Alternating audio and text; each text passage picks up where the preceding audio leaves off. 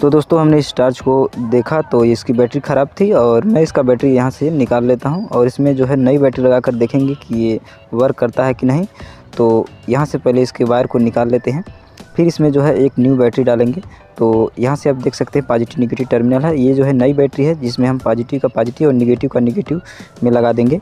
तो यहाँ से देख सकते हैं हमने बैटरी को यहाँ से कनेक्ट कर लिया है। तो यहाँ से देख सकते हैं काफ़ी अच्छी तरीके से वर्क कर रहा है।